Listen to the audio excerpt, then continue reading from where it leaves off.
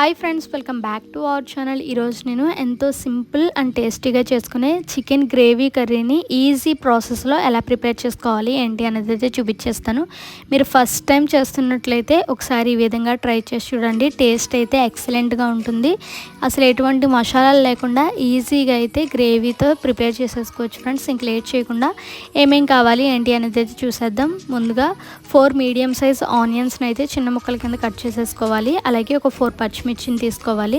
ఇక్కడ నేను ఒక 1/2 kg చికెన్ అయితే తీసుకున్నాను. దాన్ని 2-3 సార్లు అయితే శుభ్రంగా కడుక్కొని పక్కన పెట్టేసుకోవాలి.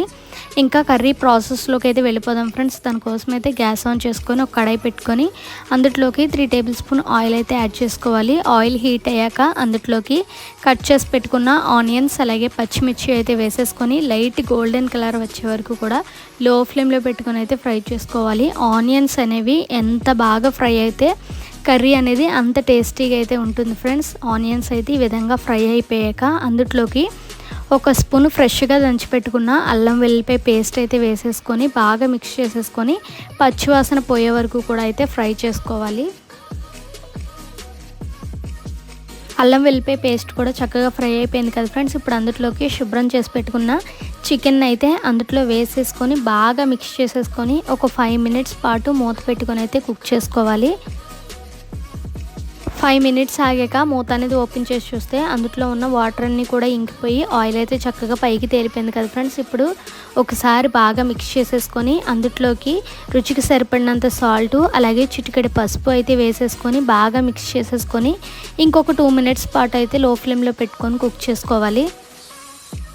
2 మినిట్స్ తర్వాత చూస్తే బాగా కుక్ అయిపోయింది కదా ఫ్రెండ్స్. ఇప్పుడు అందులోకి సన్నగా చాప్ చేసి పెట్టుకున్న టమోటోస్ని కూడా అందులో వేసేసుకొని అయితే మెత్తగా అయ్యే వరకు కుక్ చేసుకోవాలి.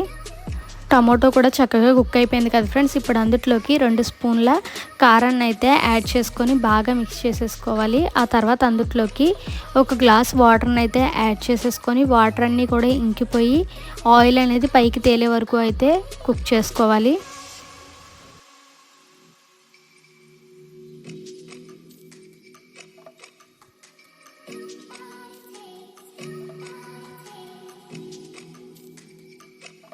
ఫైవ్ మినిట్స్ ఆగాక మూత అనేది ఓపెన్ చేసి చూస్తే ఆయిల్ అయితే చక్కగా పైకి తేలిపోతుంది ఫ్రెండ్స్. ఇప్పుడు అందులోకి ఒక స్పూన్ ధనియాల పొడి, ఒక స్పూన్ జీలకర్ర పొడి అలాగే 2 స్పూన్ల చికెన్ మసాలా అయితే వేసేసుకొని బాగా మిక్స్ చేసేసుకొని అందులోకి కొంచెం కొత్తిమీర కూడా అయితే యాడ్ చేసేసుకొని ఇంకొక 2 మినిట్స్ పాటు అయితే కుక్ చేసుకోవాలి. ఇంకా 2 మినిట్స్ ఆగాక మూత అనేది ఓపెన్ చేసి చూస్తే చికెన్ గ్రేవీ కర్రీ అయితే రెడీ అయిపోయింది ఫ్రెండ్స్. ఇంకా అంతేనండి. అసలు ఎటువంటి మసాలాలు అనేవి లేకుండా ఈజీగా ఈ విధంగా గ్రేవీతో అయితే ప్రిపేర్ చేసేసుకోవచ్చు. మీకు కూడా నచ్చినట్లయితే తప్పకుండా ఒకసారి ఈ విధంగా ట్రై చేసి చూడండి. ట్రై చేసి ఎలా వచ్చింది ఏంటి అనేది నాకు కామెంట్ సెక్షన్లో కామెంట్ చేసేయండి. అలాగే మరిన్ని మంచి సింపుల్ రెసిపీస్ కోసం మన ఛానల్ని సబ్స్క్రైబ్ చేసుకోండి. పక్కనే ఉన్న బెల్ ఐకాన్ని క్లిక్ చేయడం మాత్రం అస్సలు మర్చిపోకండి friends. Thanks for watching. Keep supporting our channel. Bye friends.